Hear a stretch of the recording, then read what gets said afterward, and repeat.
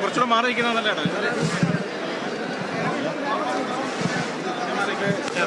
കൺട്രോളായിട്ടുള്ള ശ്രീജിത്ത് നമ്മോടൊപ്പമുണ്ട്. കാര്യങ്ങൾ നിയന്ത്രണ അധീനമാണ്, അനിയന്ത്രിതമാണെന്നോ അല്ലെങ്കിൽ ആശങ്കാജനകമാണോ എന്നും പറയത്തക്ക സാഹചര്യമില്ല.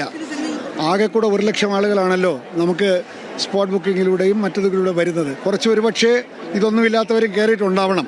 അത് നിയന്ത്രിക്കും. 20,000 സ്പോട്ട് ബുക്കിംഗ് നിയന്ത്രിക്കുന്നതോടുകൂടി 70ഉം 20ഉം 90,000 ആളുകൾ പോട്ടെ, ഒരു 10 പേരും കൂടെ, അങ്ങനെ 1 ലക്ഷമായിട്ട് ശബരിമലയിലേക്കുള്ള ആളുകളുടെ എണ്ണം നിജപ്പെടുത്തും. ഇപ്പോൾ ഇവിടെ നമ്മളിപ്പോൾ കണ്ട ഇന്ന് സാധാരണ കാണാത്ത ഒരു ക്രൗഡ് ഇവിടെ കണ്ടല്ലോ. അത് ബോധപൂർവം ഉണ്ടായതാണ്, അത് യാദൃച്ഛികമായി ഉണ്ടായതല്ല.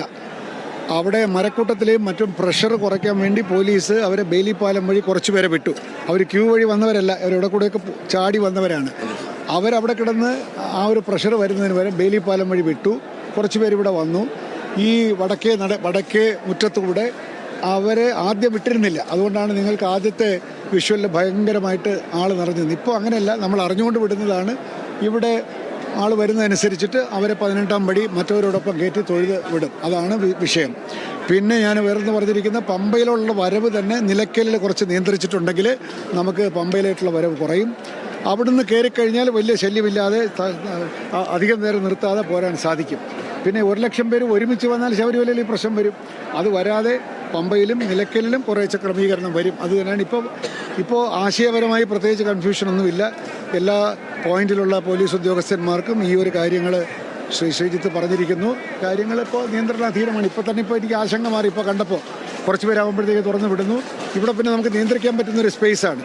എല്ലാവർക്കും 18-ാം പടി കയറുകയും ചെയ്യാം. നമ്മുടെ ഉദ്ദേശം എന്താണ്? ലോ ആൻഡ് ഓർഡർ എൻഫോഴ്സ് ചെയ്യുക എന്നുള്ളതല്ല. വരുന്ന ആളുകൾക്ക് എങ്ങനെയെങ്കിലും 18-ാം പടി ഒന്ന് കയറ്റി ഇറക്കുക എന്നുള്ളതാണ്. അതിനുള്ള ക്രമീകരണം തന്നെയാണ് ഇപ്പോൾ നടത്തിയിരിക്കുന്നത്. പ്രത്യേകിച്ച് ഒരു കൈവിട്ടു പോയൊരവസ്ഥയൊന്നും ഇപ്പോൾ ഇല്ല എന്നുള്ളത് വളരെ ആത്മാർത്ഥമായിട്ട് എനിക്ക് പറയാൻ സാധിക്കും. സ്പോട്ട് ബുക്കിംഗ് തീർന്നു. സ്പോട്ട് ബുക്കിംഗ് 20,000 ഉള്ളൂ. ഇനി സ്പോട്ട് ബുക്കിംഗ് ഇല്ല. നാളെ തൊട്ട് 20,000 ഉള്ളൂ. 20,000 കടന്നുപോയാൽ അടുത്ത ദിവസമേ പിന്നെ വരാൻ സാധിക്കും. അതുകൊണ്ടാണ് നിലയ്ക്കലിലേക്ക് നമ്മൾ സ്പോട്ട് ബുക്കിംഗ് സബ്സ്റ്റാൻഷ്യലായിട്ട് മാറ്റുകയാണ്. സോ ദാറ്റ് അവർക്ക് അവിടെ നിൽക്കാം, പിറ്റേന്ന് വന്നാൽ മതി. പമ്പയിലുണ്ട് ഇപ്പോൾ ഉള്ള 3 കൗണ്ടറുണ്ട്. അത് പതുക്കെ അത് കുറയ്ക്കും. ആരെങ്കിലും വിട്ട് വന്നാൽ ഇവിടെ വേണമല്ലോ, സൗകര്യം വേണമല്ലോ. അവിടെ മാത്രമല്ല കാനനപാത വഴി വരുന്നവർക്ക് പമ്പയിൽ ചിലപ്പോൾ വേണ്ടി വരും, സ്പോട്ട് ബുക്കിംഗ് വേണ്ടി വരും.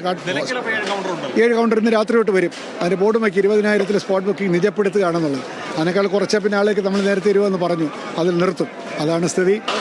അനന്തരം 2 മണിക്കൂർ കൊണ്ട് സംഗതികൾ നോർമലാവും. ആളുകൾ വരും. വരുന്നവരെല്ലാം ഭംഗിയായിട്ട് തൊഴുതു പോകും കേട്ടോ. ഒന്നും പേടിക്കാൻ. Thank you.